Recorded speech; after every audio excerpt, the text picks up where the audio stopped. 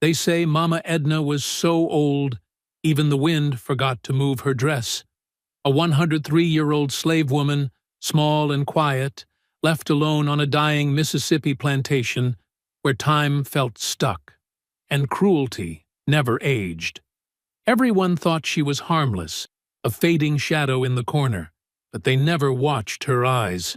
Because when young Marianne was beaten bloody over a spilled pitcher, something inside Mama Edna snapped so hard it shook a century of memories loose. And one night, while the masters slept, that frail old woman moved through the dark with a purpose no one saw coming. By dawn, the Grayson family was dead, and every whisper on the plantation had the same trembling words: Mama Edna did it. But the real danger wasn't over. A new master arrived, Silas Grayson, a man who hunted lies the way others hunted animals, and he knew someone had planned those deaths. Now, the oldest woman on the plantation must outsmart the coldest man she's ever faced, before he discovers what she did, and burns everyone with her. Because this isn't just a story about revenge.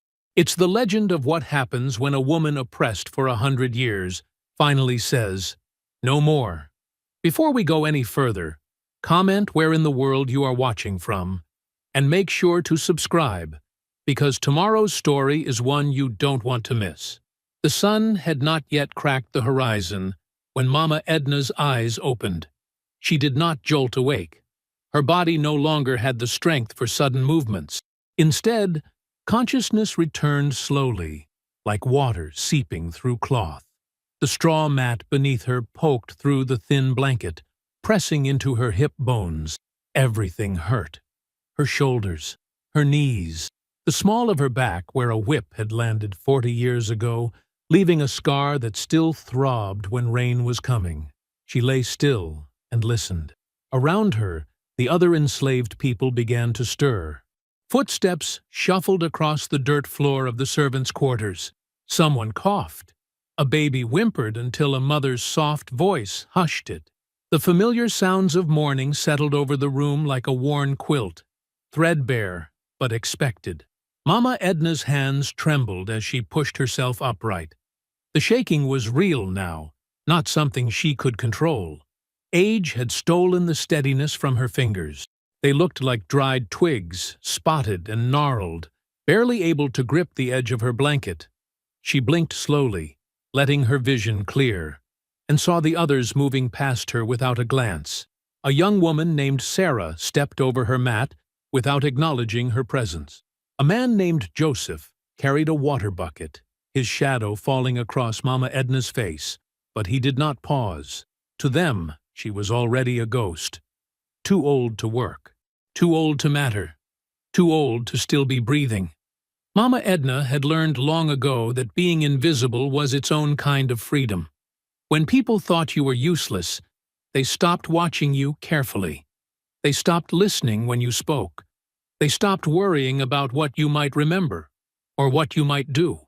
She pushed herself to her feet, swaying slightly, and shuffled toward the door. Her legs barely cooperated. Each step felt like dragging stones across the earth. Outside, the air was cool and gray, the sky just beginning to lighten in the east. The Grayson plantation stretched out before her. Fields that had once been full of cotton now lay partially fallow, the war having disrupted everything. But the big house still stood at the center of it all, white columns gleaming even in the dim light, as if nothing had changed, as if freedom was just another lie. Mama Edna's mind drifted backward, the way it often did now. She was 103 years old. She had been born in 1763, before this country even called itself a country. She remembered things no one else alive could remember.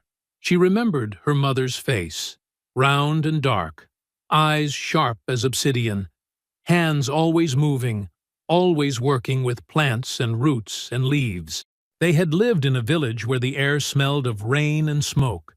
Her mother had been a healer, respected and feared in equal measure. She had taught Mama Edna the names of herbs, the way to crush them, the way to brew them, the way to know which ones brought sleep and which ones brought death. Mama Edna had been 12 when the men came. White men with guns and chains. She remembered her mother screaming. She remembered the ship. She remembered the darkness below deck, bodies pressed together, the stench of sickness and despair.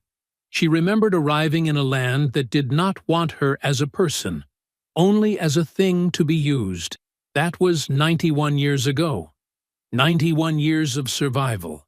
She had outlived 3 generations of Graysons.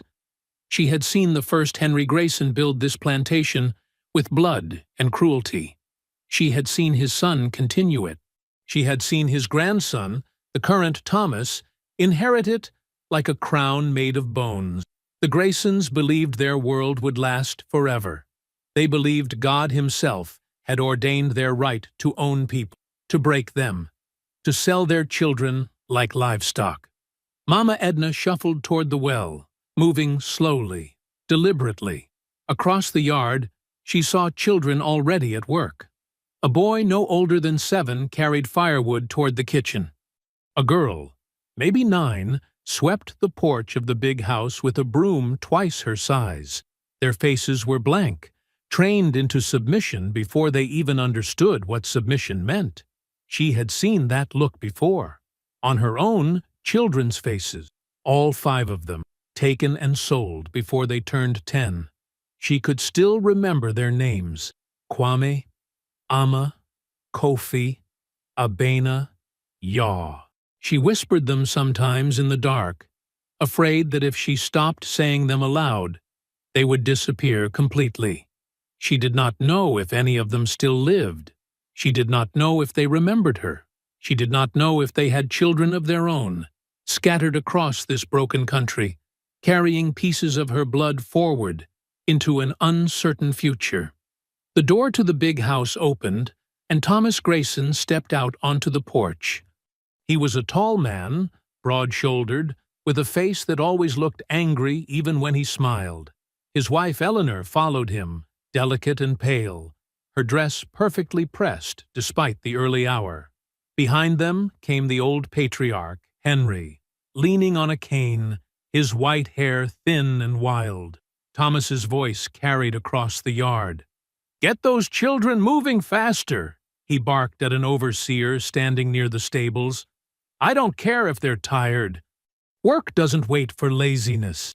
Mama Edna kept her head down, shuffling toward the well as if she had not heard him. She moved like a woman who barely understood the world around her. She let her mouth hang open slightly. She let her eyes glaze over. She had perfected this performance over decades, the act of being so old, so feeble, so simple-minded that no one saw her as a threat. But inside, her mind was sharp. Inside, she remembered everything. The day wore on slowly. Mama Edna sat in the shade near the quarters, pretending to doze while the others worked. She watched Thomas Grayson pace the yard, barking orders, shoving a young man who moved too slowly. She watched Eleanor inspect the kitchen, her nose wrinkled in disgust at something only she could see. She watched old Henry settle into a chair on the porch, surveying his kingdom with the satisfaction of a man who believed he had earned everything he owned. Whispers floated through the quarters at midday. Someone had heard that freedom was real now, that the war had ended slavery for good, that they could leave if they wanted. But when a man named Abel tried to ask Thomas about it, Thomas had him whipped in front of everyone as a reminder that nothing had changed. The Graysons still held the power. The Graysons still owned the land. And as long as they owned the land, they believed they owned the people on it. Mama Edna said nothing. She sat and watched and remembered. As dusk settled over the plantation, the sky turning deep purple and orange, Mama Edna found herself alone near the quarters. Most of the others had gone inside to eat their meager rations. She sat on a wooden crate, her body aching, her hands folded in her lap. From the open window of the big house, she heard Thomas Grayson's voice rise in irritation. "These disobedient children," he snapped. "They think they can slack off just because the war's over. They need to be reminded of their place." Eleanor's softer voice responded, but Mama Edna could not make out the words. Mama Edna stared at the darkening sky. She felt something shift inside her chest, a tightness, a knowing. She had lived long enough to recognize the signs. Tension always built before violence. Silence always came before a scream. She whispered to herself, her voice so quiet it barely disturbed the air. "Something always breaks before a storm." The next morning arrived with the same gray light, the same heavy air, the same feeling of a world stuck in place. Mama Edna woke before dawn, her body protesting every small movement. She dressed slowly, pulling on the same faded dress she had worn for years, its fabric thin enough to see through in places. Her hands shook as she tied the cloth around her head, covering her white hair. She moved through the morning routine like a shadow, shuffling out to the yard as the plantation came to life around her. By the time the sun cleared the horizon, the yard was full of activity. Children carried water from the well. Men headed toward the fields with tools slung over their shoulders. Women disappeared into the big house to begin their endless tasks of cooking and cleaning and serving. Mama Edna made her way to a wooden bench near the edge of the yard, lowering herself onto it with a groan that was only partly exaggerated. She sat hunched forward, her spine curved, her hands resting on her knees. To anyone watching, she looked like a woman waiting to die. Thomas Grayson stood in the center of the yard, hands on his hips, surveying everything with the cold authority of a man who believed himself born to rule. He wore a clean white shirt despite the early hour, his boots polished, his hair combed back. He barked instructions at the overseer, pointing toward the fields, then toward the stables, then back toward the house. His voice carried across the yard, sharp and impatient. Eleanor emerged from the house wearing a pale blue dress, her hair arranged in perfect curls. She carried herself with the careful grace of someone always aware of being watched. A parasol rested against her shoulder, even though the sun had barely risen. She looked at the people moving around her yard the way someone might look at furniture. Necessary, but not worth thinking about too deeply. A little girl named Mary Ann followed Eleanor, struggling to carry a ceramic water pitcher almost as big as her torso. Mary Ann was maybe 8 years old, small for her age, with thin arms and wide, nervous eyes. She walked carefully, concentrating hard on not spilling, her bare feet moving slowly across the packed dirt. Mama Edna watched her from the bench. The girl reminded her of someone, though the memory sat just out of reach, hazy and painful. Eleanor stopped near the porch steps and turned, holding out her hand without looking back. Mary Ann hurried forward, lifting the pitcher to pour water into the cup Eleanor held. The pitcher was heavy, too heavy for such small hands. Mary Ann's arms trembled with the effort. She tilted it carefully, and water began to flow into the cup. Then her grip slipped.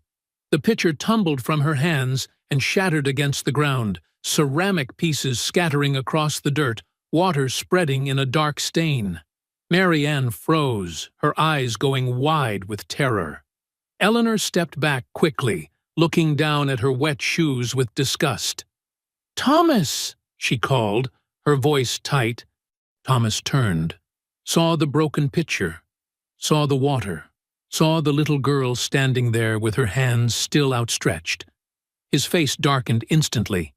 He crossed the yard in 3 long strides, his boots crunching over broken ceramic. "You clumsy! Worthless!"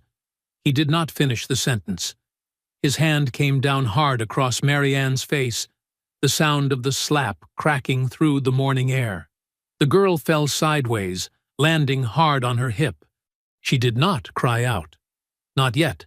She had learned, like they all learned, that crying only made it worse. But Thomas was not finished. He grabbed her by the arm and yanked her upright, then struck her again. This time, she did scream, a high, thin sound that cut through everything else. He hit her a third time, then a fourth, his breathing heavy, his face twisted with rage that had nothing to do with a broken pitcher and everything to do with a need to dominate, to hurt, to prove he still held all the power. Mama Edna's vision blurred. The yard around her seemed to shift and shimmer. She was no longer looking at Mary Ann. She was looking at Amma, her second daughter, 6 years old, screaming as a white man beat her for dropping a basket of vegetables. She was looking at Abena, her fourth child, crying as she was dragged away to be sold because she had talked back to the mistress. She was looking at a century of children, her children, other people's children, children whose names she never learned, being broken for the smallest mistakes, for accidents, for existing in a world that hated them. The memories crashed over her like waves. Her mother's face, the ship, the first master who bought her, the years of work and pain and watching everyone she loved torn away, the decades of pretending to be weak, pretending to be stupid, pretending to be nothing because it was the only way to survive. Mary Ann collapsed on the ground, sobbing now, her small body curled into itself. Thomas stood over her, breathing hard. "Get her out of my sight," he snapped at a nearby woman. "Lock her in the shed. She can spend the day thinking about her carelessness. And tonight, she gets 10 lashes so she remembers." 2 women hurried forward to lift Mary Ann, who was still crying, blood trickling from her nose. They carried her away toward the punishment shed, a small building at the edge of the property, where disobedient enslaved people were taken to be whipped or locked in darkness for days. Mama Edna sat on the bench, her hands gripping her knees so hard her knuckles turned gray. Her lips moved, forming words almost too quiet to hear. "Not again. Not again. Not one more child. Not one more scream. Not one more century of this." The day passed in a fog. Mama Edna moved through it without seeing anything clearly. She ate nothing. She spoke to no one. She sat and stood and shuffled from place to place, her mind somewhere far away, somewhere deep inside where a decision was taking shape, like a storm gathering strength. When night finally came, she waited until the quarters grew quiet. She waited until she heard the deep, steady breathing of sleep all around her. Then she pushed herself up from her mat and moved slowly across the room, her bare feet making no sound on the wooden floor. She knelt beside her sleeping area, her old knees protesting, and felt along the floorboards until her fingers found the loose one. She pried it up carefully, silently. Beneath it lay a small leather pouch, worn soft with age, tied shut with a thin cord. She had hidden it there decades ago, back when she still had the strength to plan for a future. Inside were herbs her mother had taught her about. Some she had gathered herself over the years, dried and preserved. Others she had traded for, bartered for, stolen when necessary. She had kept them hidden, kept them safe, waiting for a moment she could never quite define. Until now. Mama Edna clutched the pouch to her chest and stood, her whole body trembling. She made her way outside, moving like a ghost through the darkness. The moon hung low and full in the sky, casting silver light across the plantation. Everything was still. Everything was quiet. She stood in the yard, alone, the pouch pressed against her heart. Tears ran down her face, cutting tracks through the dust and sweat. She thought of Mary Ann. She thought of her own children. She thought of every person who had suffered here, every scream she had heard, every body she had helped bury. Her voice came out as a whisper, cracked and raw. "No more."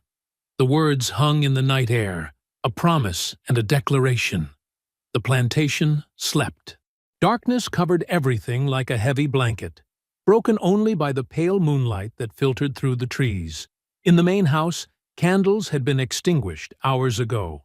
The Graysons lay in their beds, breathing the deep, careless breaths of people who had never known fear in their own home. Outside, crickets sang their endless song. An owl called from somewhere in the distance. The night air hung thick and humid, pressing down on everything. Mama Edna stood in the shadow of the servants' quarters, clutching the leather pouch. Her heart beat fast in her chest, a rhythm that seemed too strong for a body as old as hers. She had not felt this alive in decades.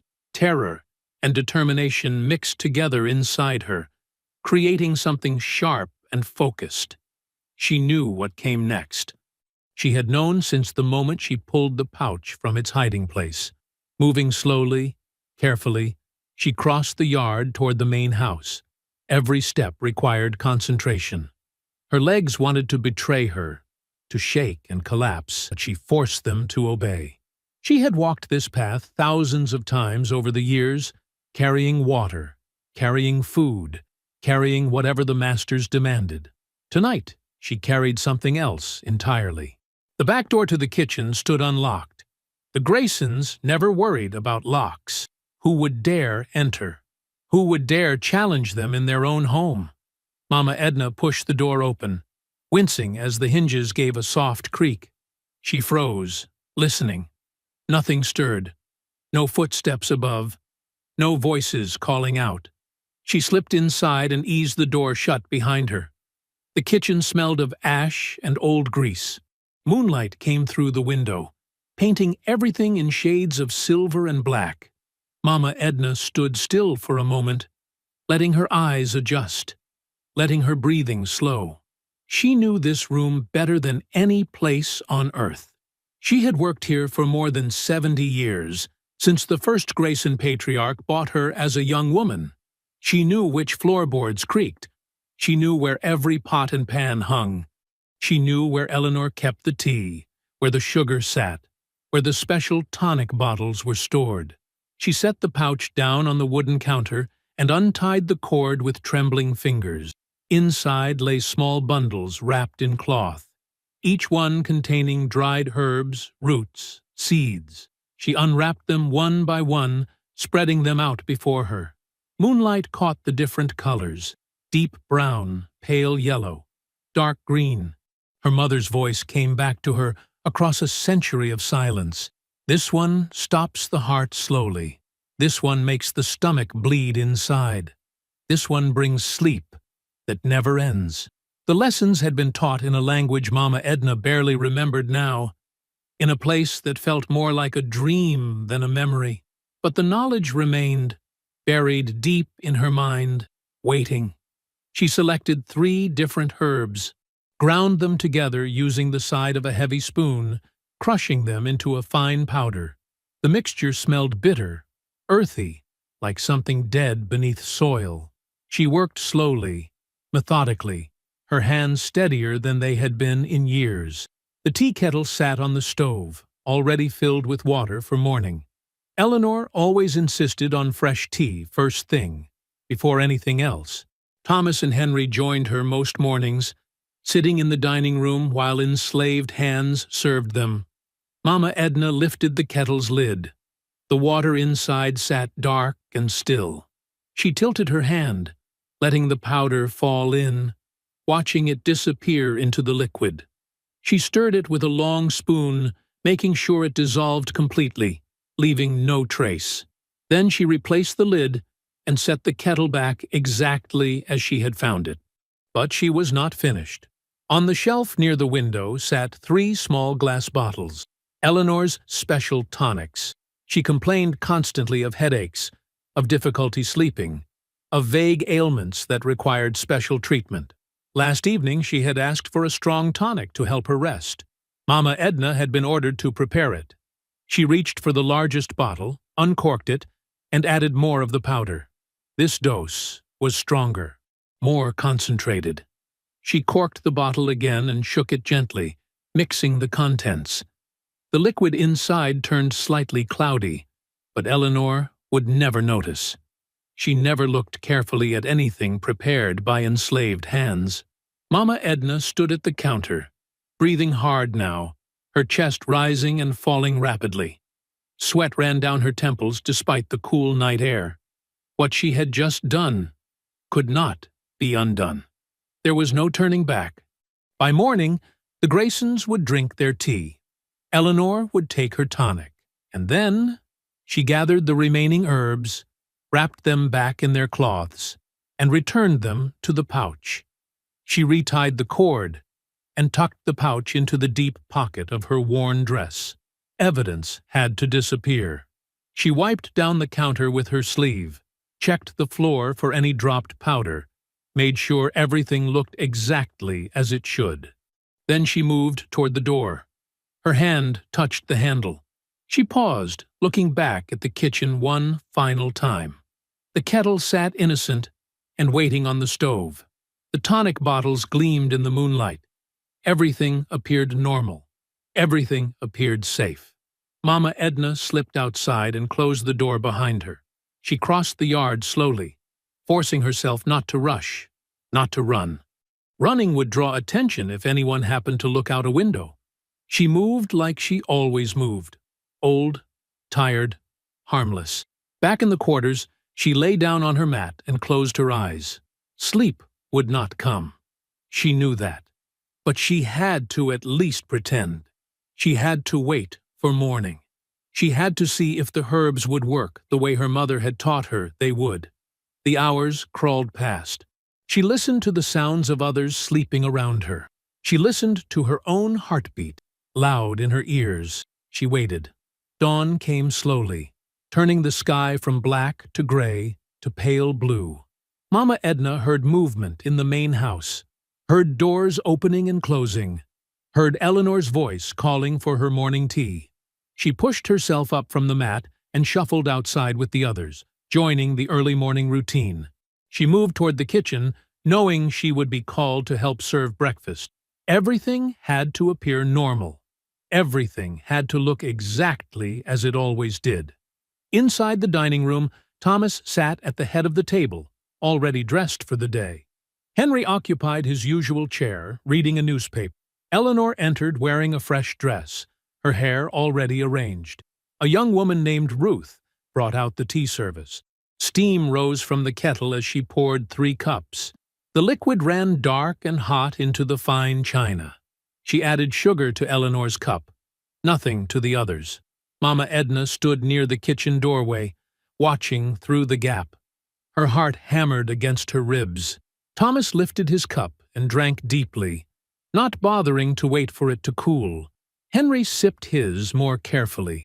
Eleanor brought hers to her lips and drank, then reached for the tonic bottle beside her plate, the one Mama Edna had prepared. She poured a spoonful and swallowed it, grimacing at the taste. "Bitter this morning," Eleanor commented. "You asked for it strong," Thomas said, not looking up from his plate. They continued eating, drinking, talking about the day ahead. Mama Edna watched every movement, every sip, barely breathing. An hour passed. Then another. The Graysons finished breakfast and went about their morning routines. Thomas walked out to inspect the fields. Eleanor sat in the parlor with her sewing. Henry remained at the table, reading. Then Henry's hand began to tremble. The newspaper slipped from his fingers. He tried to speak, but only a strange sound came out. He slumped forward, his forehead hitting the table with a heavy thud. Eleanor screamed. She tried to stand, but her legs buckled beneath her. She collapsed sideways, her sewing scattering across the floor. Out in the yard, Thomas fell to his knees, clutching his stomach.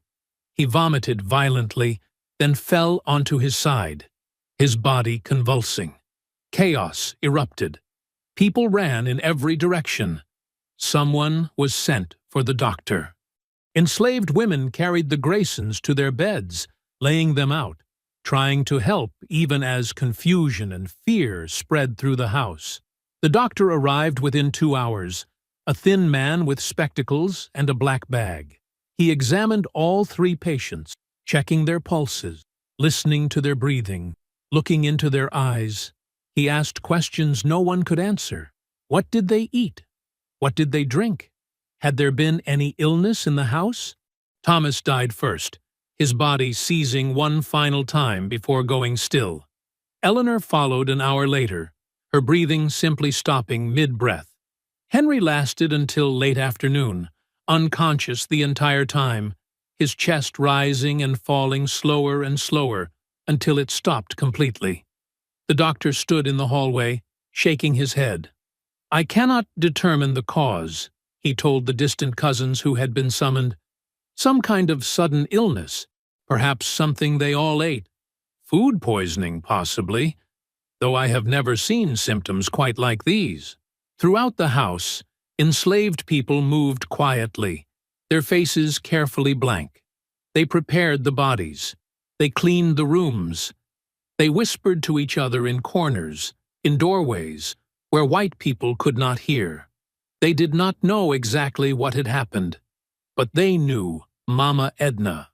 They had seen the look in her eyes after Mary Ann was beaten. They had noticed her moving through the house the night before. They were not stupid. They understood. No one said anything directly. No one asked questions, but glances were exchanged. Small nods passed between people. A change had occurred. Something impossible had happened. And somehow, the oldest woman among them, the one everyone thought was half dead already, had made it happen. That evening, the bodies were laid out in the parlor, dressed in their finest clothes, surrounded by candles. The house had transformed into a place of mourning, though the grief felt hollow and strange. White neighbors would arrive tomorrow to pay respects. Arrangements would be made. The plantation would continue somehow, under new management, under new masters. Mama Edna stood outside in the darkness, looking in through the parlor window. Candlelight flickered across the three bodies lying still and silent. Thomas, who had beaten a child that morning for dropping a pitcher. Eleanor, who had watched without protest. Henry, who had built his fortune on the backs of people he considered property. All three were gone now, removed from the world by herbs and knowledge passed down from a mother who died before Mama Edna could truly remember her face. Mama Edna's lips moved, forming words only she could hear. "I did it." Her voice was barely a whisper, cracked and rough. "At 103, I finally did it." A faint smile touched her mouth, so small it was almost invisible. She felt something she had not felt in longer than she could remember. Not quite peace, not quite joy, but something close, something earned. She turned away from the window and walked slowly back toward the quarters, her shadow stretching long behind her in the moonlight. The morning after the Graysons' deaths brought an unnatural quiet to the plantation. No one quite knew what to do with themselves. The bodies had been prepared for burial, laid out properly, waiting for the funeral that would come in 2 days. Enslaved people moved through their routines mechanically, voices hushed, eyes watchful. Something had shifted in the air. The absence of the masters created a strange vacuum. Not quite freedom, but not quite the same captivity either. Mama Edna sat on a wooden bench near the quarters, her hands folded in her lap. She appeared to be dozing, her head tilted forward, her breathing slow and even, but her eyes were open just enough to see through her lashes. She watched everything, listened to everything, waiting for what she knew must come. Around mid-morning, the sound of wheels on gravel announced a visitor. A horse-drawn wagon rolled up the main drive, kicking up dust. The driver pulled the horses to a stop near the house. A man climbed down from the seat, tall, lean, dressed in dark clothing that looked expensive but practical. His face was angular, sharp-featured, with pale eyes that moved constantly, taking in every detail. Silas Grayson had arrived. Word spread quickly through the plantation. The extended family cousin, the one they sent for when things needed handling. Mama Edna had never met him, but she had heard stories over the years. Silas was known for managing troubled properties. He specialized in breaking resistance, in restoring order through whatever means necessary. Plantation owners called him when their enslaved people became difficult. He would arrive, stay a few months, and leave behind fear that lasted for years. He did not look like Thomas, who had been thick-bodied and red-faced. Silas was all calculation, all control. He moved with purpose, his boots striking the ground in measured steps. Within an hour, he began questioning everyone. He sat up in the dining room, sitting at the same table where the Graysons had eaten their final meal. One by one, he called people inside. He asked the same questions repeatedly, watching faces carefully, listening not just to words, but to the spaces between them. Ruth went first. She stood with her hands clasped, answering politely about the morning routine, about serving breakfast, about seeing nothing unusual. Silas watched her without blinking, then dismissed her with a wave. Isaiah came next, then Samuel, then the kitchen workers, then the field hands who had been near the house that morning. Each person told the same story.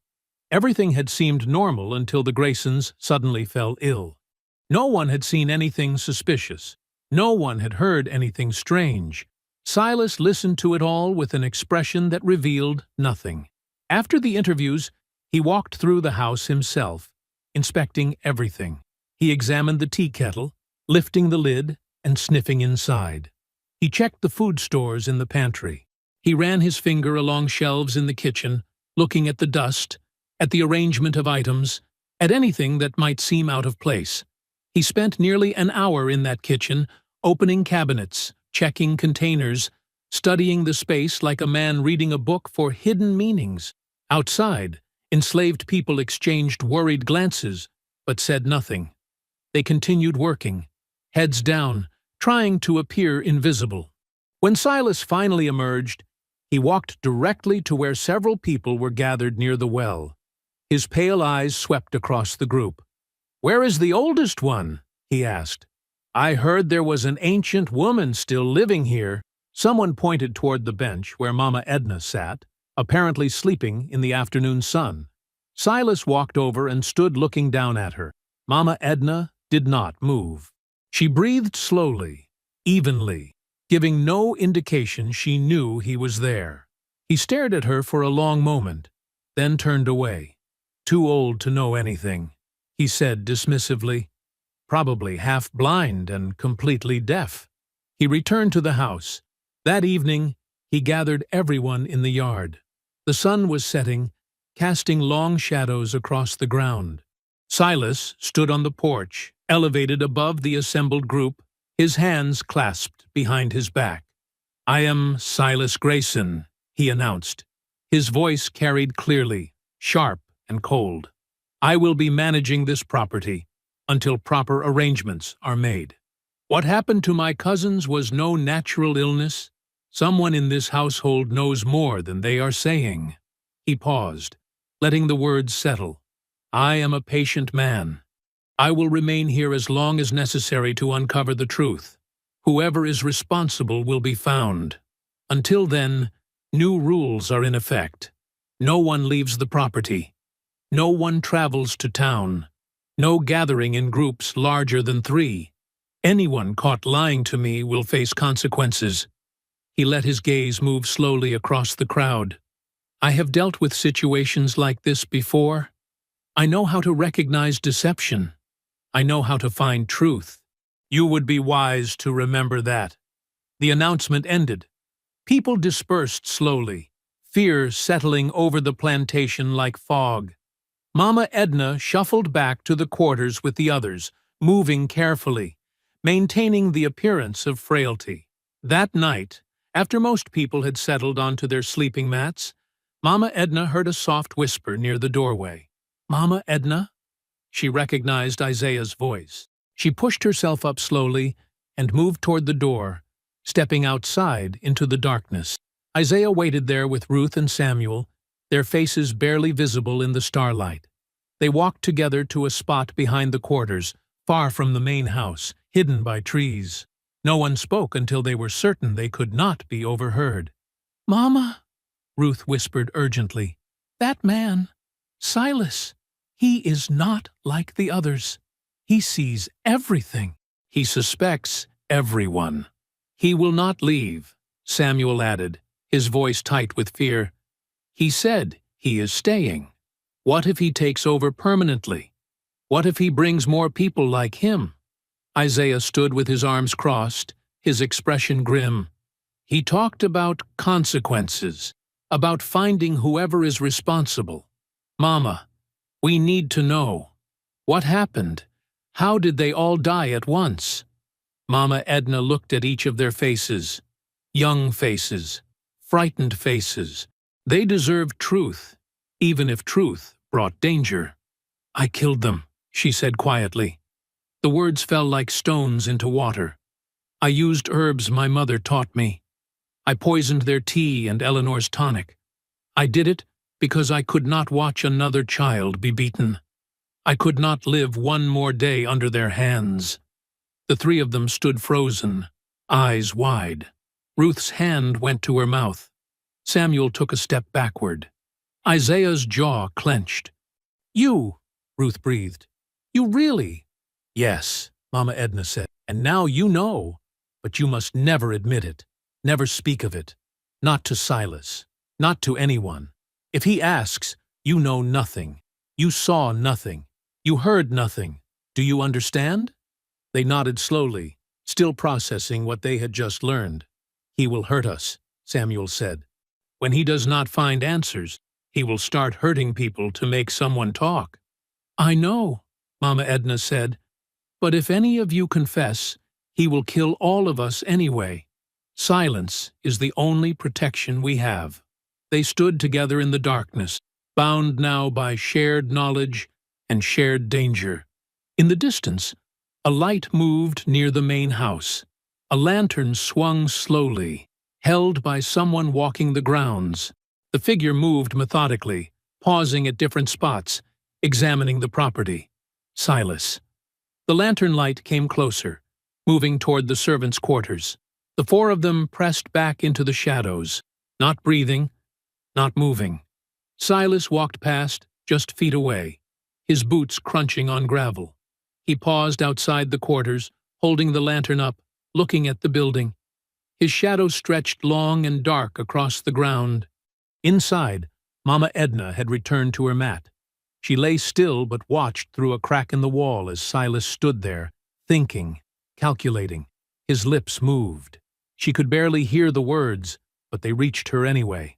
Someone here is lying. The lantern light swung as he turned and walked away, continuing his patrol. The glow faded gradually into the distance until darkness swallowed it completely. Mama Edna closed her eyes, but did not sleep. She had killed 3 people and freed herself from their violence. But now, a new threat had arrived. One who would not be fooled by her age. One who would dig until he found something. The real battle had only just begun. The sun barely cleared the horizon when Silas's voice rang across the plantation. Everyone outside! Now! People stumbled from the quarters, still half asleep, confusion and fear mingling on their faces. The morning air was cool, but no one felt it. They felt only the sharp edge in Silas's tone, the command that allowed no hesitation. Mama Edna moved slowly, supported by Ruth on one side. She shuffled into the yard with the others, her body bent, her steps uncertain. She positioned herself near the back of the gathering, hidden partially behind taller bodies. Silas stood on the porch again, but this time he was not alone. 4 white men flanked him, all armed with rifles. They wore rough clothes and hard expressions. Patrollers, men hired to hunt runaways, to enforce discipline, to break resistance through violence. These men will be staying here, Silas announced. They will watch you. They will report to me. Anyone who steps out of line will answer to them. The patrollers spread out, taking positions around the yard. One leaned against a tree, picking his teeth with a small stick. Another walked slowly through the crowd, studying faces with open hostility.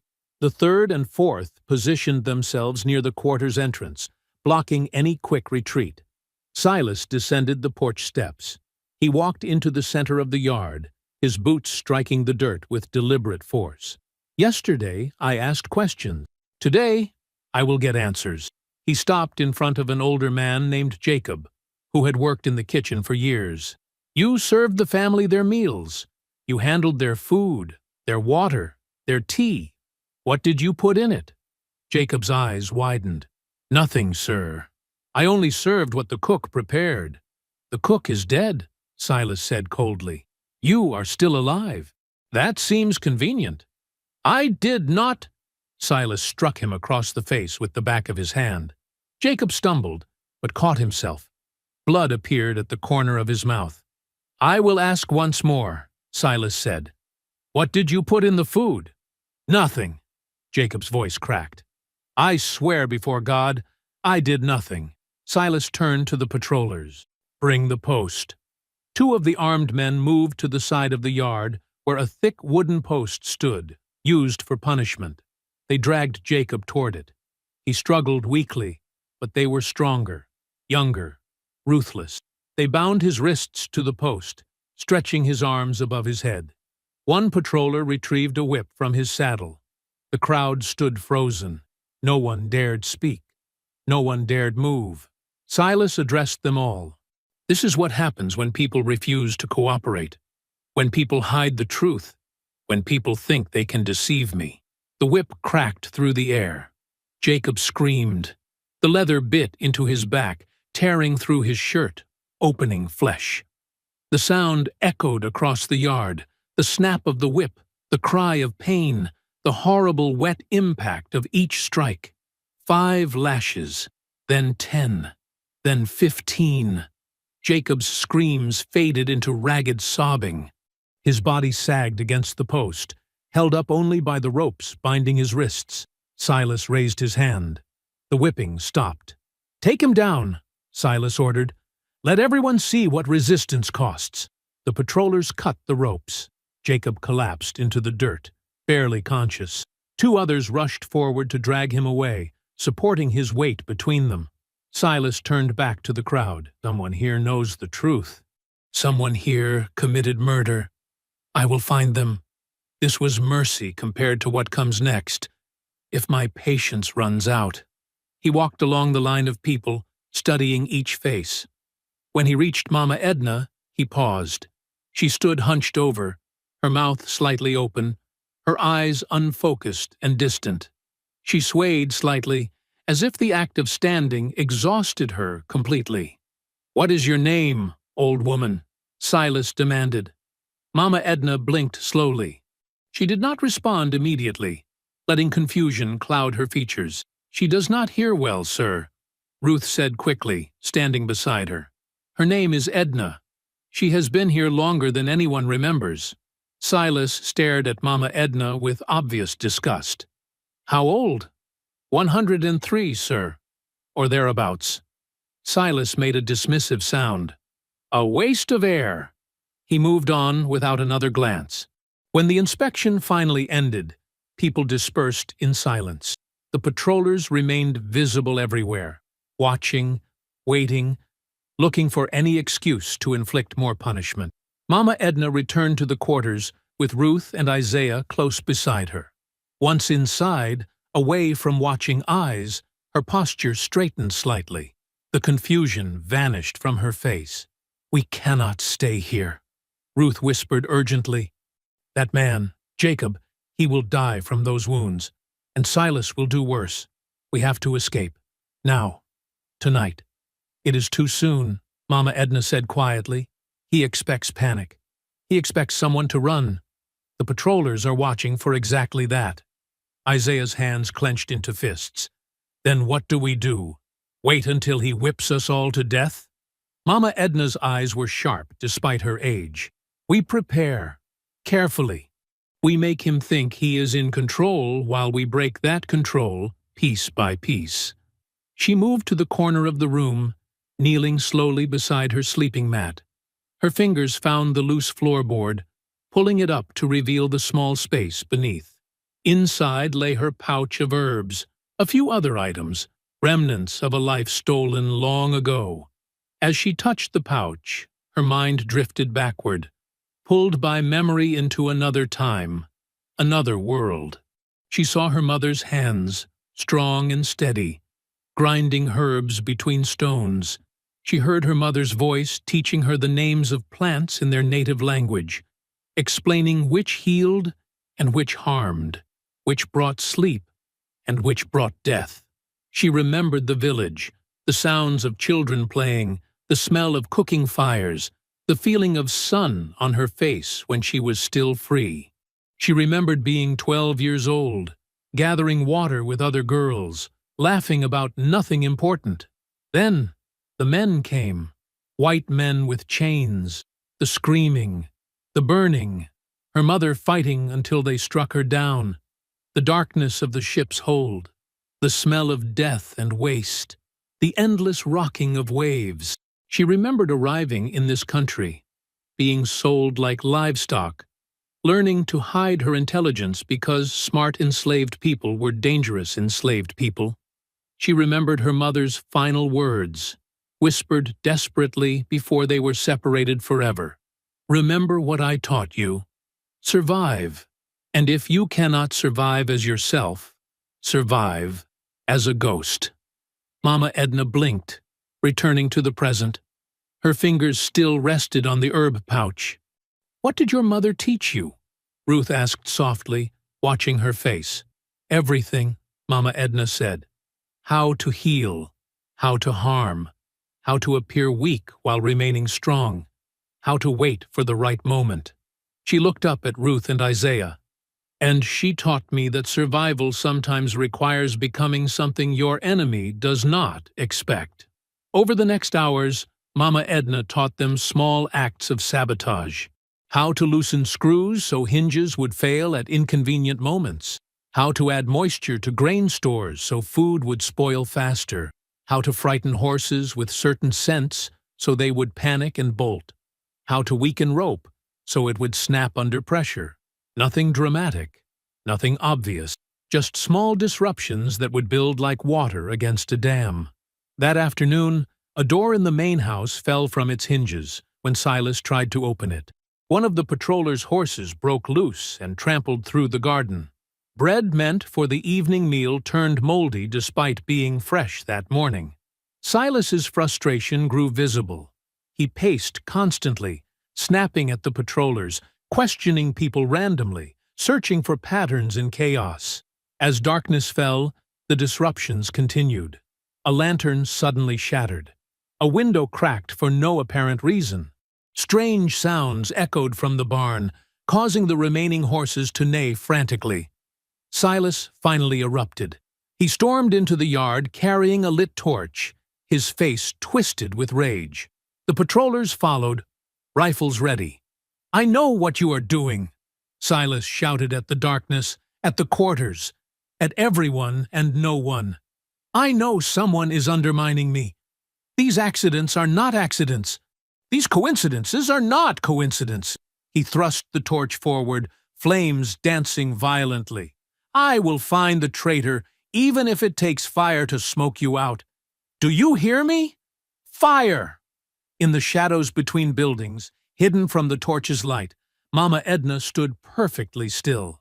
She watched Silas rage and threaten, watched him wave the torch like a weapon, watched him spiral deeper into paranoia. Her expression remained calm, calculating, patient. She had survived 103 years by understanding when to hide and when to strike, by knowing how to break powerful men not through direct confrontation, but through small, persistent pressure. Silas thought he was hunting a traitor. He did not realize he was fighting a ghost who had learned to haunt the living. 2 days passed like slow water dripping from stone. The plantation continued its unraveling, piece by piece. Tools disappeared and reappeared in wrong places. Fence posts loosened overnight. Milk soured despite the cool cellar. Every small disaster fed Silas's rage, pulling his attention in a dozen directions at once. Mama Edna watched it all from her position of invisibility. The old woman, Nobody noticed. The ancient body everyone assumed held nothing but fading memory and approaching death. She used that blindness perfectly. On the second afternoon, she gathered her small group in the back corner of the quarters, where walls met at odd angles, creating pockets of shadow even in daylight. Isaiah, Ruth, and Samuel huddled close, speaking in whispers that barely disturbed the air. "We cannot wait longer," Mama Edna said quietly. Her voice carried certainty despite its softness. "Silas grows more dangerous as he grows more frustrated. Soon, he will stop investigating and start executing. We move tonight." Ruth's eyes widened. "Tonight? But we need more time to prepare." "We have enough time." Mama Edna's gaze moved between them. "We have spent 2 days preparing without realizing it. Every moment of sabotage taught us the rhythms of this place. Every disruption showed us where the patrollers go, how they react, what pulls their attention away from us." Isaiah leaned forward. "What is your plan?" "Fire," Mama Edna said simply. "A fire large enough to demand every available hand. Chaos that forces the patrollers to abandon their posts and focus on saving property instead of watching people." She turned to Samuel, the youngest of the group, barely 20 years old with quick hands and quicker feet. "The granary. Can you reach it unseen?" Samuel nodded slowly. "Yes, I know the path. I can move through the shadows near the barn, cross behind the tool shed, and approach from the blind side where no lanterns hang." "Good." Mama Edna reached into her pouch and withdrew a small bundle wrapped in cloth. Inside lay dried plant matter that looked like ordinary kindling but felt slightly oily to the touch. "This will burn hot and fast once lit. Place it in the corner where grain bags are stacked. The fire will spread quickly, but start small enough to give you time to escape." "When?" Samuel asked. 2 hours after midnight. The patrollers change positions then. There is a gap, barely 5 minutes, where the granary is unwatched. That is your moment." Ruth spoke up, her voice trembling slightly. "And the rest of us? We prepare everything now, during daylight, when preparation looks like normal work." Mama Edna's mind moved through details with practiced precision. "Gather food scraps. Nothing large enough to be missed, but enough to sustain us for 2 days of travel. Hide them in the spaces beneath your sleeping mats. Wrap them in cloth that will not rustle or smell strongly." Isaiah nodded. "What about the river path? I heard the patrollers talking about blocking the northern route after Jacob's whipping." "They blocked the obvious path," Mama Edna agreed. "But there is another route. Older, overgrown. I walked it 60 years ago when I first arrived here." Her eyes grew distant for a moment, remembering. "It runs along the eastern property line, where the land dips low. Trees grow thick there. The path is harder, but hidden." "How do we find it in darkness?" Ruth asked. "I will guide you. My eyes may be old, but my memory is not." Mama Edna met each of their gazes in turn. "Tonight, when the fire starts, move immediately to the eastern edge of the quarters. Do not run. Walk as if you are confused and frightened by the fire. Once you reach the tree line, I will be waiting. Then we run." The group separated to begin preparations. Each moved through the afternoon with careful normalcy, performing expected tasks while secretly gathering supplies. Ruth salvaged cornbread ends from the kitchen waste. Isaiah pocketed dried meat meant for dogs. Samuel collected strips of cloth for binding wounds or makeshift shoes. Mama Edna walked the grounds as she often did, her shuffling steps and confused expression convincing everyone she was simply a lost old woman who could not remember where she belonged. But her eyes tracked everything. She noted which patrollers stood where at different hours. She observed the rotation patterns, the gaps in coverage, the moments when men grew careless because nothing had happened for several hours. She walked past the granary twice, memorizing the exact position of shadows, the distance between buildings, the location of water barrels that might be used to fight flames.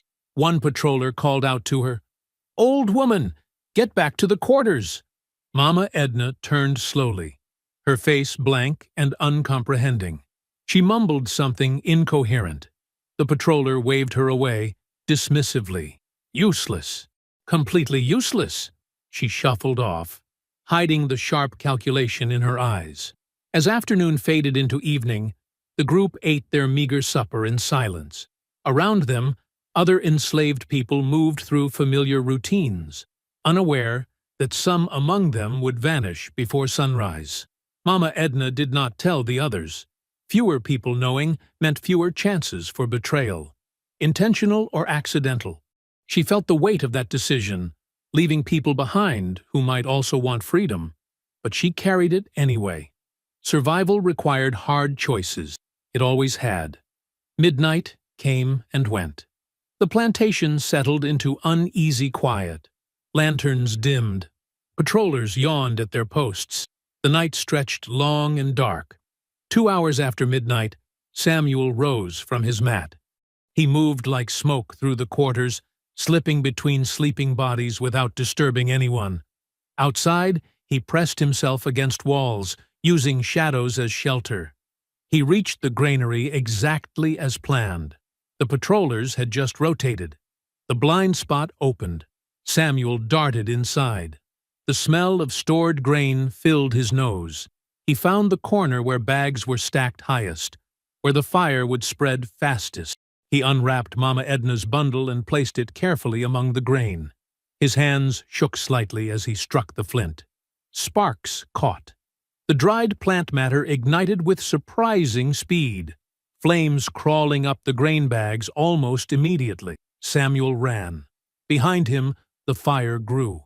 Smoke began to pour from the granary's ventilation gaps. Within minutes, someone shouted an alarm. "Fire! Fire at the granary!" Chaos erupted. Patrollers abandoned their posts, running toward the blaze with buckets and blankets. Silas emerged from the main house, shouting orders that contradicted each other. People scattered in panic and confusion. In that chaos, 4 figures moved quietly toward the eastern tree line. Mama Edna led them despite her age. Her walking stick became a tool of surprising stability, helping her navigate the dark ground. Ruth and Isaiah flanked her protectively.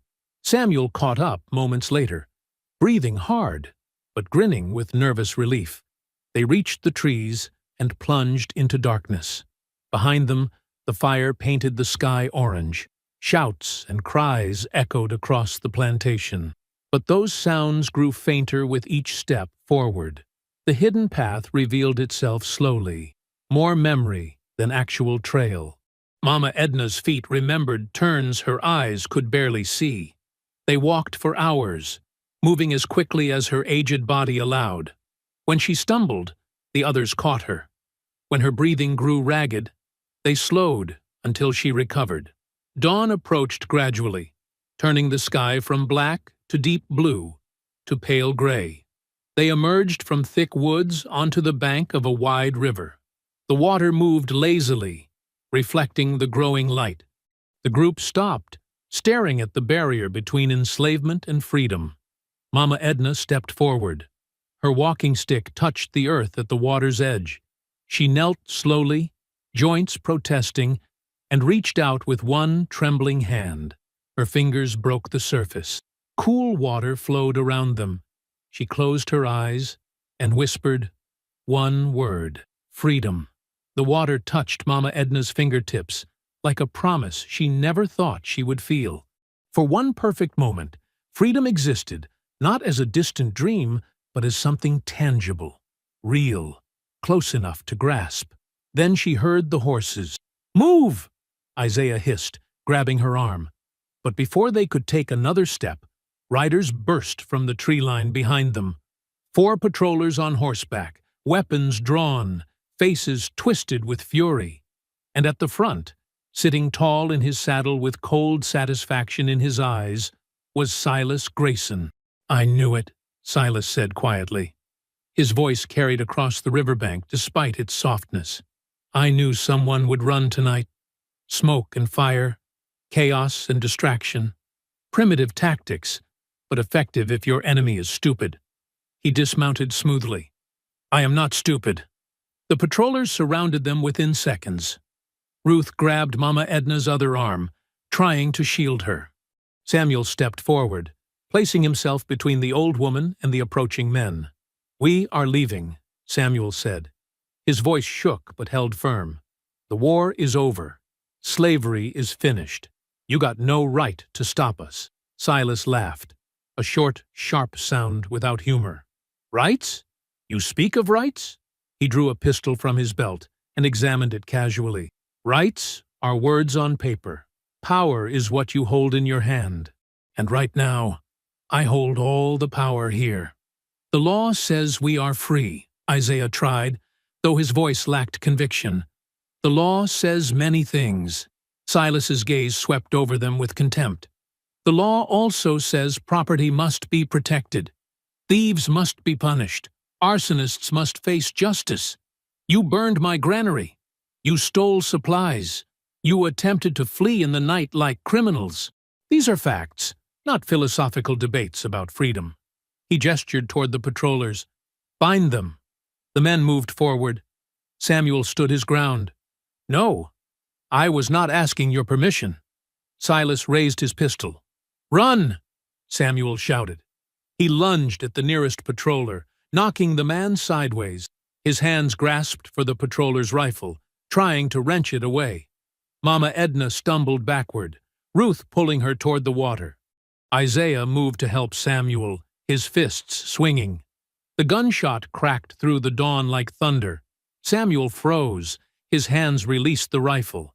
He looked down at the spreading red stain across his chest with an expression of confused surprise. His knees buckled. No! Ruth screamed. Samuel fell. The water at the river's edge turned pink around his body. His eyes stared upward at the lightening sky, seeing nothing. Mama Edna felt something tear inside her chest. Not physical, but deeper. Another life ended trying to protect her. Another person lost because she dared to fight back. The patrollers grabbed Isaiah and Ruth roughly, forcing their arms behind their backs. Iron shackles clicked shut around their wrists. They struggled briefly, uselessly. Silas walked slowly to Mama Edna. She stood alone now, hunched over her walking stick, breathing heavily. Her ancient body trembled from exertion and grief. He studied her for a long moment. You, the useless old woman everyone ignores. You did this, did you not? Mama Edna said nothing. She met his gaze without flinching. You killed them, my cousins. You poisoned the family. Silas leaned closer. You orchestrated all the sabotage. You planned this escape.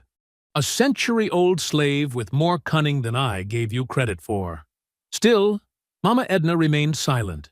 Silas smiled. Your silence confirms everything.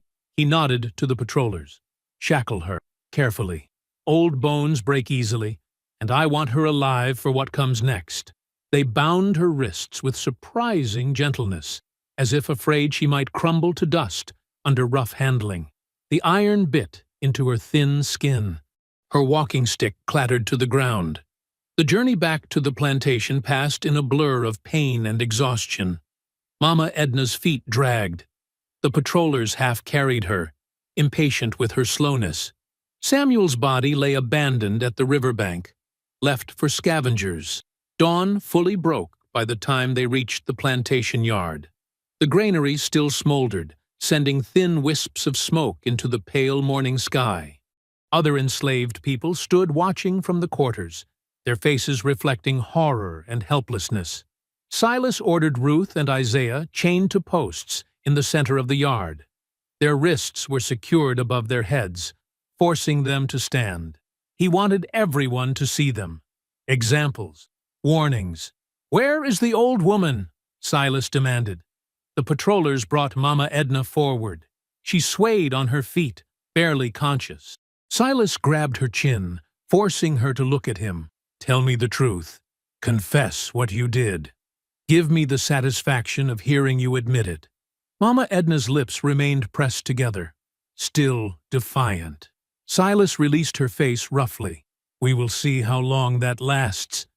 He struck her across the face with the back of his hand. Her head snapped sideways. Blood appeared at the corner of her mouth. "Speak," Silas ordered. Silence. He hit her again, harder. She fell to her knees. "Speak!" Mama Edna's world narrowed to pain. Blow after blow landed on her frail body. Ribs cracked. Bruises bloomed across ancient skin. But she made no sound beyond involuntary gasps. Finally, Silas stepped back, breathing heavily from exertion. "Lock her in the old storage shed. No water, no food. Let her rot slowly. When she is ready to confess, she can call out.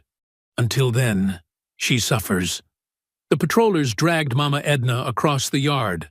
The storage shed stood at the plantation's edge, half collapsed and forgotten. They threw her inside onto the dirt floor and slammed the door. A heavy lock clicked into place. Darkness swallowed her. Mama Edna lay motionless, each breath sending fire through her broken ribs. Her body screamed in agony. Blood pooled in her mouth from split lips and loosened teeth. Outside, she heard Silas addressing the gathered enslaved people. "Look at your companions chained in this yard. Look at this shed where the old woman dies. This is what rebellion earns you. This is what defiance costs. Remember these lessons well." Hours crawled past. The sun climbed higher, turning the shed into an oven. Mama Edna drifted in and out of consciousness. Thirst became a living thing clawing at her throat. Pain pulsed with every heartbeat. She thought of Samuel's body at the river bank. She thought of Ruth and Isaiah suffering in the yard. She thought of a century of loss and grief pressing down on her like the weight of the earth itself. Had it been worth it? This rebellion that cost so many lives? Night fell eventually. The temperature dropped. Darkness deepened inside the shed until Mama Edna could not see her own hands. She stared upward at rafters she could no longer see, her vision blurred by swelling and tears. Then something caught her attention. A faint glow appeared near her left hand. She turned her head slowly, ignoring the spike of pain the movement caused. A tiny ember lay on the dirt floor, having fallen through a crack in the shed's broken wall. It came from a lantern outside, probably carried by a patroller making rounds. The ember glowed softly, a small point of red-orange light in overwhelming darkness. Mama Edna stared at it. Her broken fingers reached out slowly, trembling, and touched the warm fragment. She whispered one word into the darkness. "Not yet." The ember continued to glow. The ember pulsed between her fingers like a dying heartbeat. Mama Edna lay motionless for several moments, feeling its warmth against skin so old it had long forgotten the meaning of gentle touch. Her body screamed with injuries, ribs sharp as broken glass inside her chest, bruises spreading across flesh that had survived a century of cruelty. Blood crusted at the corners of her mouth. Each breath burned. But the ember lived, and so did she. Mama Edna forced herself to move. Her right arm pushed against the dirt floor, shaking violently with effort. Pain exploded through her torso. She gasped, but did not cry out. Giving Silas the satisfaction of hearing her suffer would be a victory she refused to grant him. She rolled onto her side first. The world spun. Nausea churned in her empty stomach. Her vision blurred, doubled, then slowly focused again on the tiny glowing coal in her palm. Sitting up took minutes that felt like hours. Her spine protested every inch of movement. Broken ribs shifted and ground together. Sweat poured down her face despite the night's chill. Finally, she managed to prop herself against the shed's wooden wall. Breathing in shallow gasps, the darkness pressed around her. Through cracks in the walls, she could see lantern light moving across the plantation yard. Patrollers making their rounds, ensuring no one else attempted escape. Mama Edna closed her eyes and let memory flood through her. She saw her husband, Marcus, strong hands that held her gently despite being forced to brutal labor all day. His smile when their first child was born, the way he sang low songs in the quarters at night, keeping hope alive through melody. She saw the overseer's whip cut him down for talking back, saw his body broken and discarded like trash. She saw her children, 7 born, 3 sold before they could walk, 2 dead from sickness the masters would not treat, 1 beaten to death for learning to read, 1 who simply vanished one day, taken to settle a gambling debt. She saw her grandchildren and great-grandchildren scattered across the South like seeds thrown into barren soil. Names she would never know, faces she would never see, bloodlines severed by the machinery of slavery. A century of loss, 100 years of watching everyone she loved destroyed by the same system that Silas Grayson now defended with such cold certainty. The rage inside Mama Edna was not hot. It did not burn with youth's passionate fury. Instead, it sat heavy and ancient, compressed under decades of forced silence into something dense as iron, something that could not be broken or diminished, something that would endure until it found release. She opened her eyes.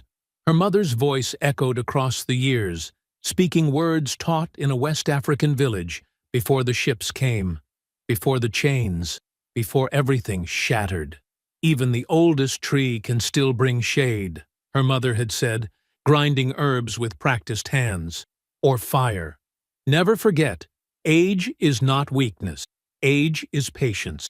Age is knowing which weapon to use and when. Mama Edna looked at the ember in her palm. Then she looked around the shed with new focus. The structure was old, forgotten, half collapsed. The floor was covered in dried feed that had rotted and scattered over years of neglect. Broken straw lay everywhere. In the corner, old burlap sacks slumped against the wall. She would not die quietly, not after coming this far. Moving with excruciating slowness, Mama Edna dragged herself across the dirt floor. Her legs barely functioned. She pulled with her arms, ignoring the fire in her ribs, until she reached the pile of dried feed. The ember had cooled slightly, but still held its core of heat. She placed it carefully among the driest stalks. Then she leaned down and blew gently. The ember brightened. Tiny wisps of smoke appeared. The feed began to char at the edges. Mama Edna blew again, and again. Each breath cost her dearly, but she did not stop. A small flame flickered to life.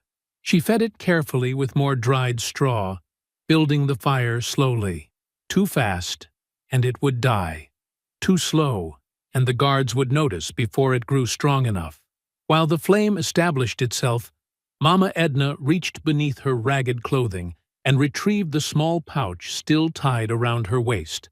Somehow, it had survived Silas's beating. Inside lay the last of her herbs, precious fragments of knowledge passed from mother to daughter, across an ocean and through generations. Her hands shook as she mixed them. Red powder from dried bark, yellow dust from crushed seeds, gray ash from roots she had harvested in secret years ago. Combined in specific proportions, they created something her mother had warned her about using. "This mixture confuses the mind," her mother's voice whispered from memory. "Makes men dizzy, makes them see things that are not there, makes them stumble and forget their purpose. But use it sparingly. Too much, and they die. Too little, and they simply sneeze." Mama Edna had no measuring tools, no precise instruments, only a lifetime of remembering and hands that still knew the feel of proper balance despite their trembling. She mixed the powder in her palm, testing its texture between her fingers. Not quite right. She added more of the gray ash. Better. The flame behind her grew steadily, consuming the dried feed with increasing hunger. Smoke began to fill the shed. Soon the guards would notice. Mama Edna turned her attention to escape. The shed's door was locked from outside, solid, impassable. But the walls were another matter. Years of neglect had loosened boards. Wind and rain had rotted the wood. Near the floor, she spotted what she needed. A section of wall where the lowest board had pulled away from its frame, creating a gap perhaps 2 feet wide. She crawled toward it. Her body protested every movement, but she forced herself forward. Behind her, the flame spread to the burlap sacks. They caught with a soft whoosh, and suddenly the fire doubled in size. Heat washed over Mama Edna's back. Smoke thickened rapidly. She coughed, tasting blood and ash. The gap in the wall loomed before her. She gripped the loose board and pulled. It shifted slightly. Not enough. She pulled harder, using strength she did not know she still possessed. The board groaned. Nails screeched against wood. From outside she heard shouting. "Smoke! The old shed's burning!" Footsteps ran past. Lanterns swung wildly. The alarm bell began its frantic clanging somewhere across the plantation. Mama Edna gave the board one final desperate yank. It tore free completely, and she tumbled backward into the dirt. The gap widened to 3 feet. Large enough. She shoved the herb powder into her dress pocket, then squeezed through the opening. Her broken ribs screamed. Her hips barely fit through the space. She scraped skin from her shoulders and arms, but she made it. Mama Edna emerged on the far side of the shed, away from the yard where patrollers gathered to fight the growing fire. She lay gasping in weeds and darkness, her entire body a constellation of agony. The stables stood 50 yards away, shadowed and quiet. She rose to her hands and knees, then, impossibly, to her feet. Her walking stick was gone, lost somewhere in the chaos. She used the shed's wall for support instead, then stumbled forward into the night. Behind her, smoke billowed into the sky. Flames leaped from the shed's roof. Men shouted instructions. Bells rang continuously. Mama Edna limped toward the stables, each step a small victory over pain and age and a century of oppression. Her shadow stretched long in the firelight, ancient and unbroken. She would not die quietly. Not yet. Smoke poured through the stable doors in thick black waves, choking and caustic. Inside, the horses screamed. The sound cut through the night. High, terrified whinnies that rose above the alarm bells and shouting men. Hooves crashed against wooden stalls. The animals knew what fire meant. They knew death approached. Mama Edna reached the stable entrance and paused, bracing herself against the doorframe. The heat from the burning shed washed across the yard now, creating flickering shadows that danced like demons across every surface. Patrollers ran back and forth with buckets, attempting to contain the blaze before it spread further. No one noticed the hunched old woman slipping into the stables. Inside, chaos reigned. 8 horses occupied the stalls, and all 8 fought their confinement with desperate strength. They reared and kicked, eyes rolling white with terror. Smoke drifted through the rafters above, growing thicker by the moment. Mama Edna moved along the row of stalls despite her injuries. Each stall door had a simple sliding bolt mechanism. Her arthritic fingers struggled with the first one, fumbling against wood worn smooth by decades of use. The bolt slid free. She pulled the door open. A massive chestnut mare burst past her so quickly, the wind knocked Mama Edna sideways. She caught herself on the next stall door, breathing hard, then continued. Second bolt. Third. Fourth. Horses exploded into the main aisle one after another, a stampede of muscle and panic. They crashed through the stable's open entrance into the yard beyond. Someone shouted, "The horses! They're loose!" Mama Edna freed the 5th and 6th animals. A gray gelding nearly trampled her in his rush for freedom. She pressed herself flat against the wall, feeling his body heat as he thundered past. 7th stall. The bolt stuck. She yanked harder, ignoring the pain shooting through her wrists. It gave way suddenly, and she stumbled. The horse inside, a young black stallion, charged out with such force that his shoulder clipped Mama Edna and sent her sprawling into the dirt and straw. She lay there, gasping, tasting blood and smoke, while the stallion vanished into the night. One stall remained. Mama Edna crawled to it on hands and knees. The last horse, an old plow mare, stood trembling inside. Unlike the others, she did not bolt when Mama Edna opened the door. Instead, she stepped out carefully, then lowered her head and nuzzled Mama Edna's shoulder once before walking calmly away. A strange moment of gentleness in the chaos. Outside, absolute pandemonium had erupted. The freed horses scattered across the plantation yard, crashing through vegetable gardens, knocking over barrels, disrupting every attempt at organized firefighting. Men ran in all directions. Someone fired a gun, trying to control the animals, which only made them more frantic. Mama Edna pulled herself upright using the stable wall. Her legs barely held her weight, but she forced them to work. One more task remained before she could rest.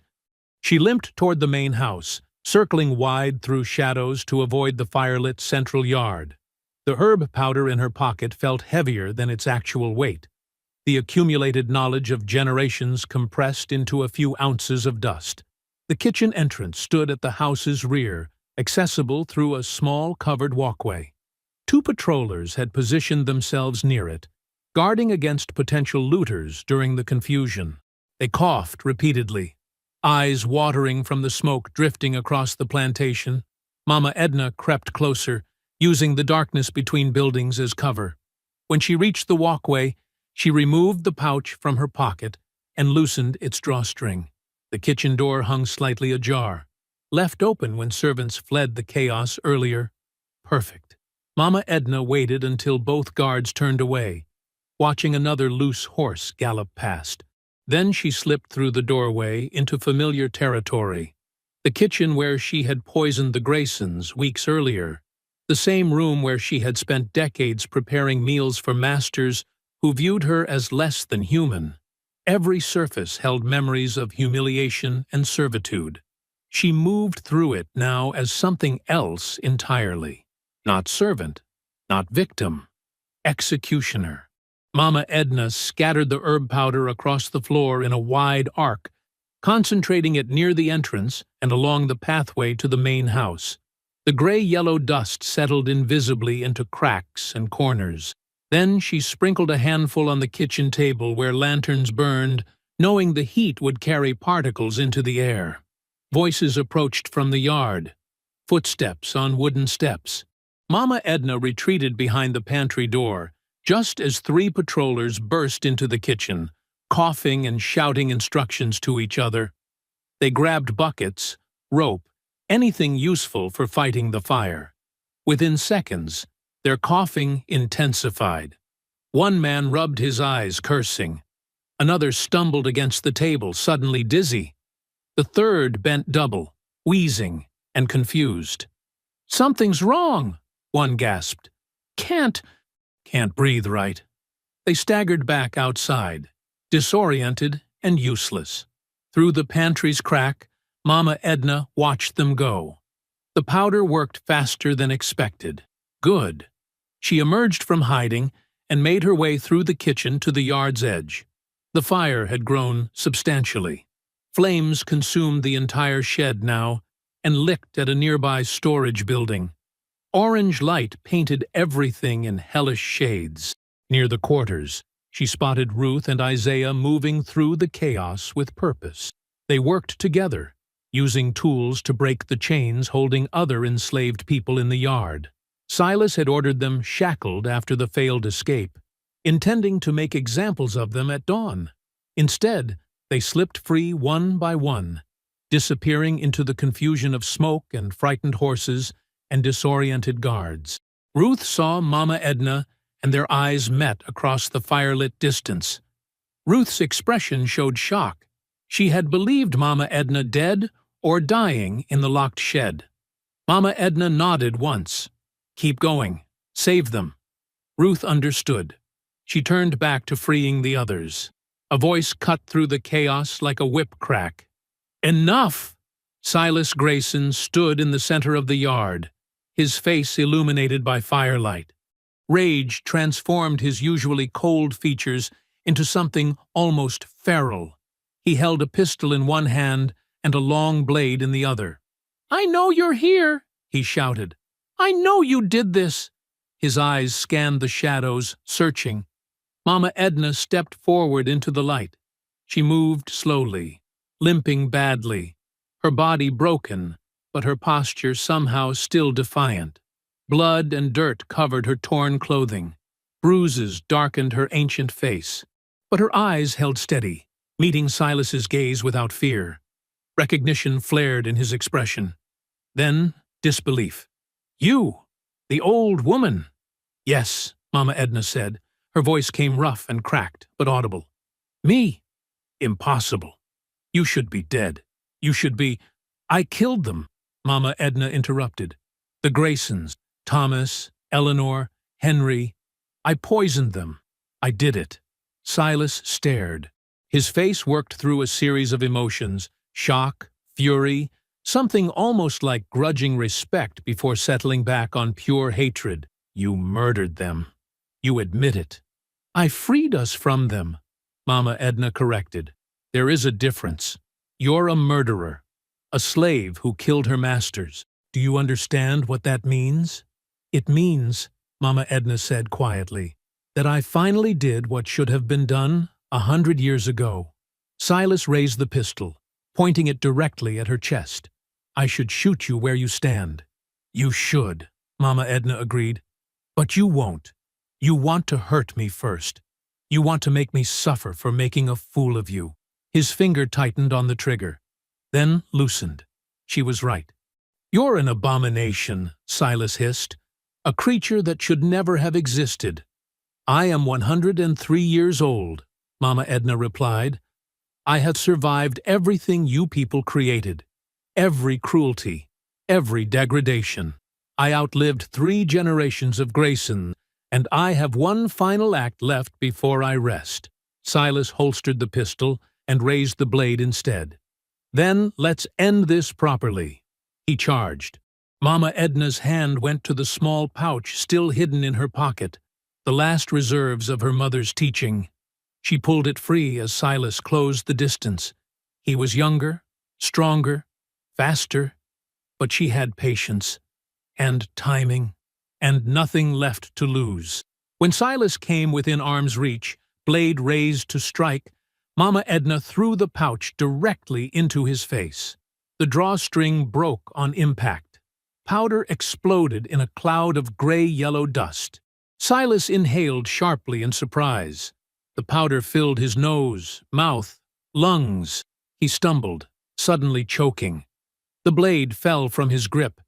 His hands went to his throat. The concentrated mixture, 10 times stronger than what she had scattered in the kitchen, went to work immediately. Silas's legs buckled. He crashed to his knees, wheezing and clawing at the ground. Mama Edna watched without expression as he convulsed. His body fought the poison, but fight was useless.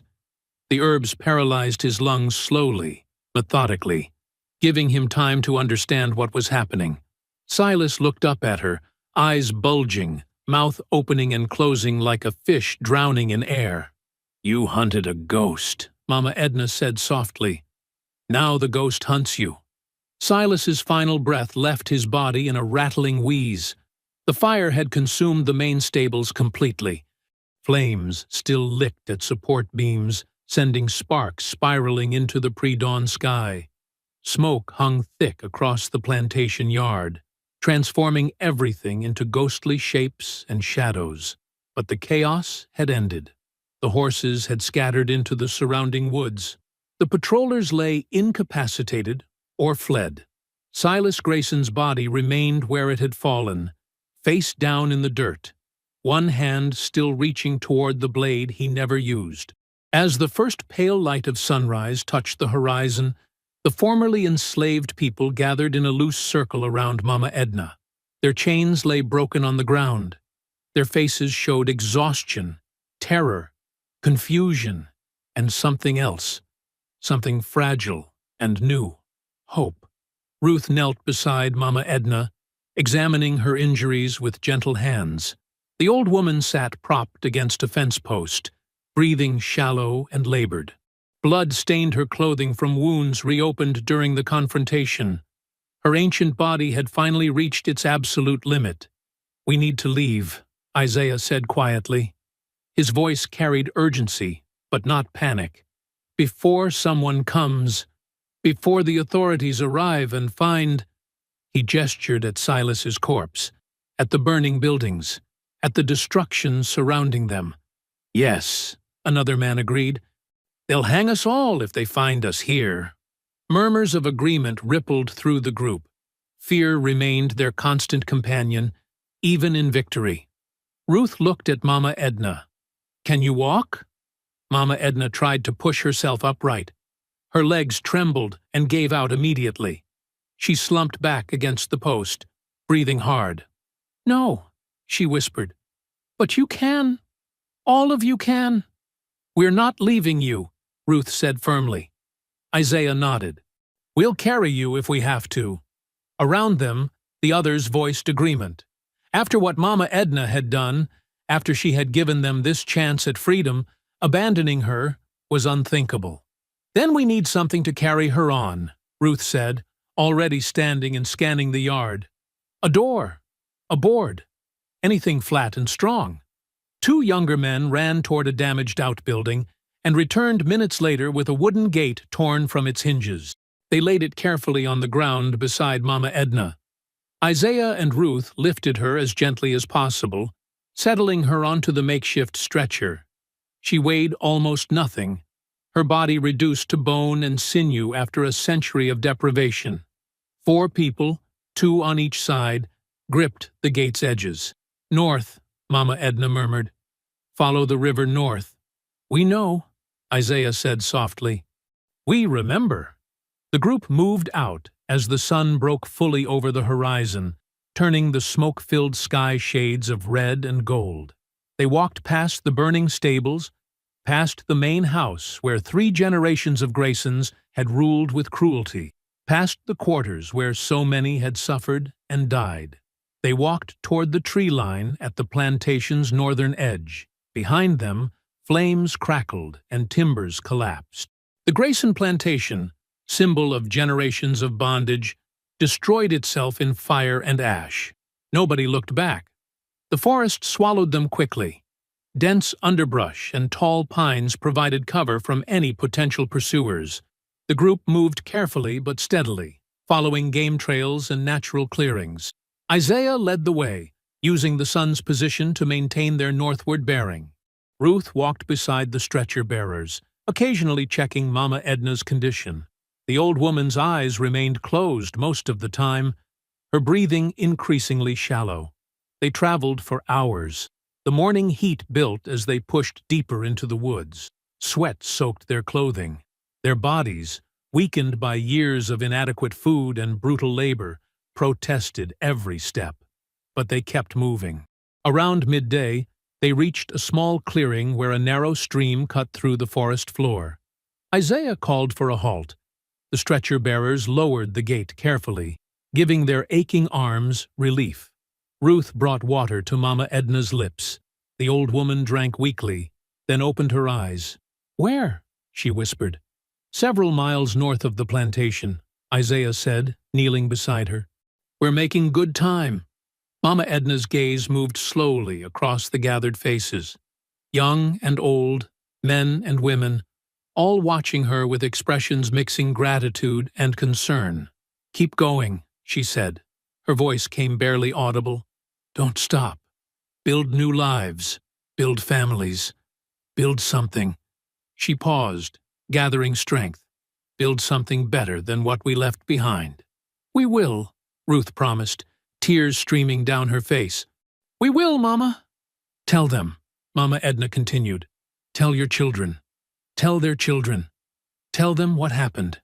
Tell them an old woman finally said no. We'll tell them, Isaiah said. We promise. Mama Edna's hand reached up, trembling, and Ruth took it gently. The old woman's skin felt paper-thin and cold despite the summer heat. I see them, Mama Edna whispered. My mother, my husband, my babies. They're waiting.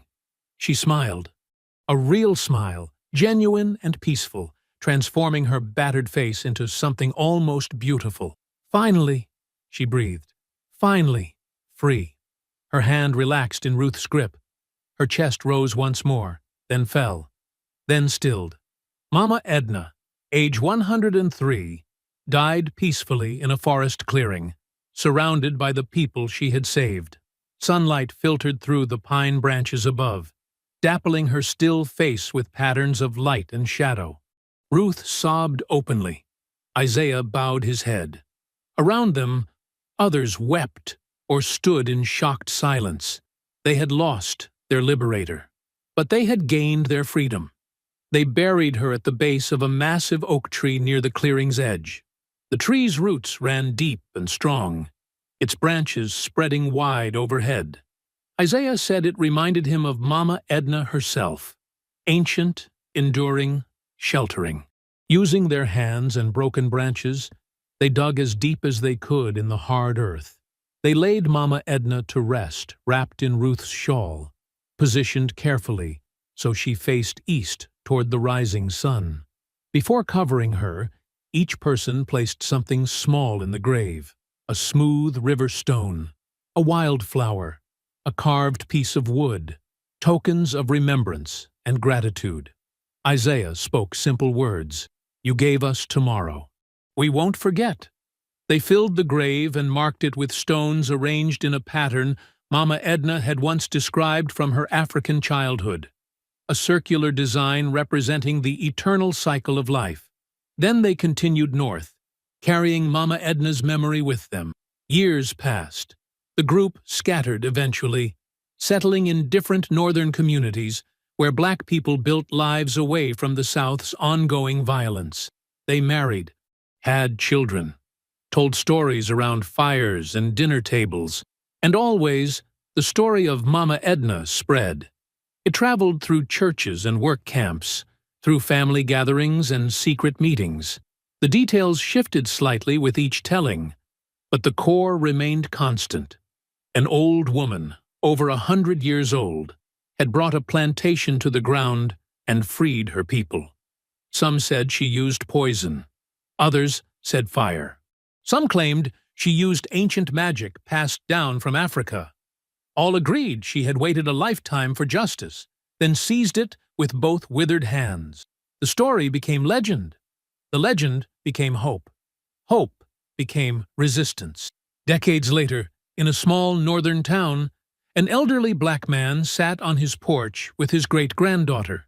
The child, maybe 6 years old, played with a cloth doll at his feet. "Tell me a story, Grandpa," she said. The old man, whose name was Isaiah Jr., named for his grandfather, smiled. His face showed deep lines earned through a long life, but his eyes remained bright. "I'll tell you about Mama Edna," he said, "the one who rose at the end." The child listened, rapt, as Isaiah described a woman who had lived through unimaginable suffering yet never broke completely, who had pretended weakness while gathering strength, who had used her final days to destroy the system that had tried to destroy her. When he finished, the child asked, "Was she real?" Isaiah looked at his great-granddaughter, this beautiful child who would never know chains, never know auction blocks, never know the particular horrors that had shaped his grandfather's generation. "Real enough," he said softly, "to give you the life you got today." The child considered this seriously, then returned to playing with her doll. Isaiah watched her, thinking of his grandfather's stories, of Mama Edna's sacrifice, of all the blood and pain and resistance that had led to this moment. A Black child playing freely in the sunlight. Real enough, indeed. I hope you found that story powerful. Leave a like on the video and subscribe so that you do not miss out on the next one. I have handpicked 2 stories for you that are even more powerful. Have a great day.